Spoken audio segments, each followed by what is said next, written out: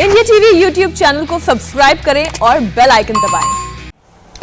नमस्कार, मैं हूं सौरभ शर्मा और इस बुलेटिन की शुरुआत हम करने जा रहे हैं एक बहुत ही खूबसूरत तस्वीर के साथ। इस तस्वीर को आप ही नहीं पूरा देश देखना चाहेगा। ये तस्वीरें आई हैं भगवान श्री राम की नगरी अयोध्या से। अयोध्या में रामलला अब चांदी के झूले पर विराजमान हो गए। ये तस्वीर भारत सदियों बाद देख रहा है। आज सावन की पंचमी पर रामलला को चांदी के झूले पर स्थापित किया गया। आप इंडिया टीवी पर अयोध्या में चांदी के झूले पर विराजमान रामलला की पहली तस्वीरें देख रहे हैं। रामलला को उनके अस्थायी मंदिर परिसर में चांदी के झूले पर स्थापित किया गया है। पूरे अवध क्षेत्र में श्रावण पंचमी या नाग पंचमी पर झूला झूलने की परंपरा रही है। इस मौके पर रामलला भी अपने चारों भाइयों के साथ झूलन उत्सव का आनंद ले रहे हैं। भगवान श्री राम के बाल रूप के लिए ये झूला चांदी का बनाया गया है। इसका वजन 21 किलो है।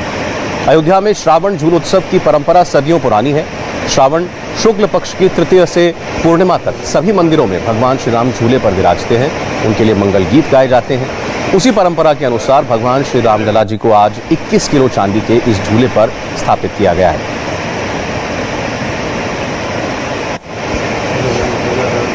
हमारे दो संवाददाता इस वक्त हमारे साथ हैं, रुचि कुमार लखनऊ से और देवेंद्र पराशर हमारे सहयोगी। रुचि, सबसे पहले तो आपसे जानना चाहेंगे कि आज इस तस्वीर की और आज के दिन की अहमियत क्या है? देखिए, ऐसा अयोध्या के मंदिरों में सौरभ आप जाएंगे तो वहाँ जो भगवान है, आज जब नाग पंचमी है, नाग पंचमी से लेकर रक्षाबंधन तक ये झूलन उत्सव होता है और भगवान राम जो बाल रूप में है राम जन्मभूमि में, अभी तक जो चारों भाई हैं वहाँ पर, वो जो अस्थायी मंदिर था या टेंट के नीचे जो मंदिर बरसों से चला आ रहा था, लकड़ी के झूले में ये झूलन उत्सव होता था। और जो श्रद्धालु थे, बड़ी तादाद में आप अयोध्या जाएंगे तो आपको वहाँ पे कदम रखने की, तिल रखने की जगह नहीं मिलेगी। इतनी बड़ी तादाद में श्रद्धालु आज के दिन वहाँ पर पहुँचते हैं। तो अभी तक जो श्रद्धालु थे लकड़ी के झूले में देखते थे भगवान राम को झूला झूलते हुए, लेकिन अब 21 किलो चांदी का झूला है जिसमें चारों भाई जो बाल रूप में वहाँ पर विराजमान हैं उनका झूलन उत्सव हो रहा है। तो ये श्रद्धालुओं के लिए आज आप कह सकते हैं कि एक बड़ा दिन है। वो श्रद्धालु जो बरसों से अयोध्या में राम जन्मभूमि में भगवान राम के मंदिर का इंतजार कर रहे थे, अब उनको लग रहा है कि वो घड़ी धीरे धीरे करीब आ रही है जब वो वहाँ पर भगवान राम के एक बड़े भव्य मंदिर में दर्शन कर सकेंगे। जो काम हो रहा है वहाँ भी शुरुआत की गई है।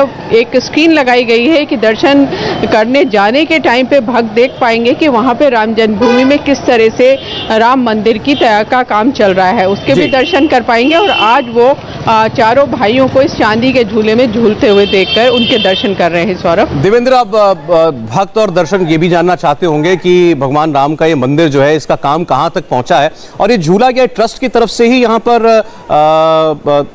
मंदिर में स्थापित किया गया है?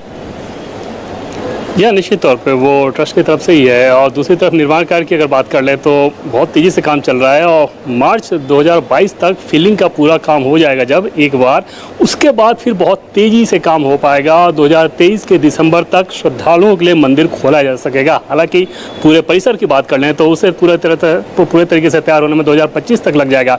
और सौरभ, ये समय इतना ज़्यादा दो लिहाज से लग रहा है। पहली बात तो ये कि डिब्रीज की बात करें यानी मलबे की बात करें तो तकरीबन 3 स्टोरी नीचे तक का मलबा हटाया गया है। तो एक बार जब वो मलबा हटाया गया और उसके बाद फिर उसे रिफिल कैसे करना है, किस प्रकार की मिट्टी से, तो उसको इंजीनियर्ड स्टफ कहते हैं जो कि बहुत इम्प्रूव्ड सॉइल होता है।